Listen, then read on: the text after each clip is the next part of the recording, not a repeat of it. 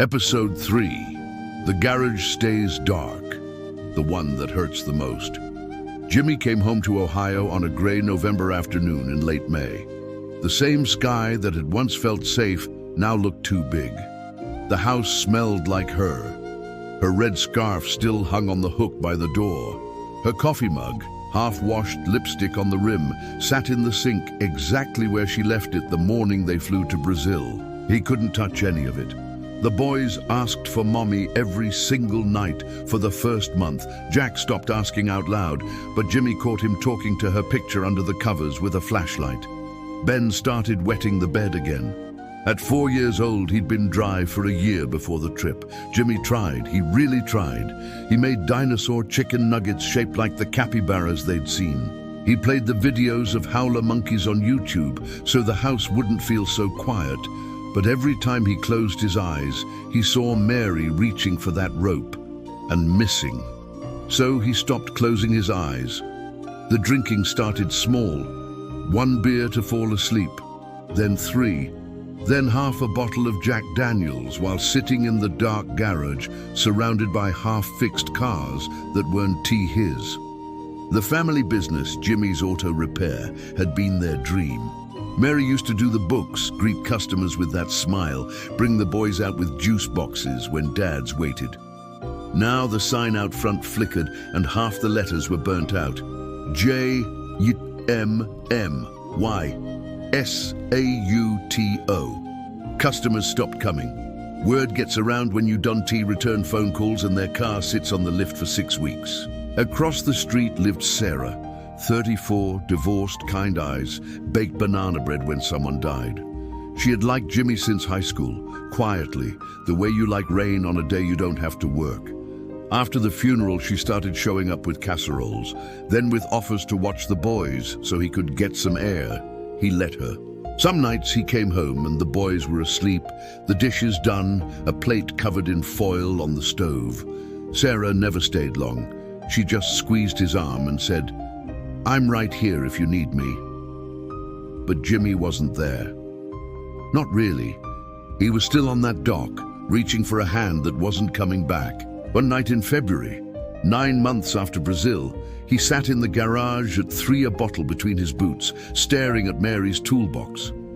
Her name was stenciled on it in white paint, the Y a little crooked because they'd been laughing the day they did it. He opened it. Inside, tucked under the ratchet set, was the tiny Jaguar charm she'd bought the day they saw their first cat. She was going to put it on a bracelet when they got home. He held it in his grease-stained palm and cried the way grown men aren't supposed to, loud, ugly, from the bottom of the lungs. Sarah found him like that at dawn. She didn't say anything. She just sat on the cold concrete beside him, put her head on his shoulder, and stayed until the sun came up. But even that wasn't enough to pull him out. The bank started calling, repossession letters stacked up on the kitchen counter next to unpaid hospital bills from Mary S. cancer fight. He hid them under the cookie jar so the boys wouldn't see. Little Ben began drawing the same picture every day at preschool, a stick-figure family of 4 standing by blue water. Then he'd scribble black all over the mommy stick figure and whisper, "The river ate her." Jimmy found one of the drawings in Ben E.'s backpack and threw up in the toilet for 20 minutes. Jack stopped playing baseball. He just sat in his room and watched the same 10-second video on Jimmy S.'s phone, Mary laughing as a capybara sniffed her shoe. Some nights Jimmy put the boys to bed, walked out to the garage, and didn't come back inside until the sky turned pink again. He slept on the creeper under a '99 Mustang that hadn't moved in 8 months, using an old moving blanket that still smelled faintly of her perfume. Sarah kept trying. She mowed his lawn. She took the boys to school when he forgot. She even answered the business phone once and told a customer, He's not available right now, but I'll have him call you." The customer never got a call back.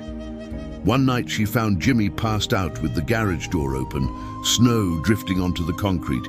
Ben was standing in the doorway in his pajamas, crying, "Daddy won't wake up." That was the night Sarah stopped coming over. Not because she didn't love him, because watching someone drown on dry land, slowly day after day, was breaking her too. The last thing she said, voice shaking, was, "I can't keep throwing you a rope if you won't grab it, Jimmy. The boys need a father, not a ghost." He didn't answer. He just stared at the jaguar charm in his hand until she walked away. Now the house is always dark. The open sign never turns on. 2 more cars sit out front with flat tires and notes under the wipers that say, "Please call me." Inside the house, Jack and Ben fall asleep to the sound of a father crying in the garage. Every single night. And somewhere in the dark, Jimmy whispers the same thing to the empty air. "I'm sorry, Mayor.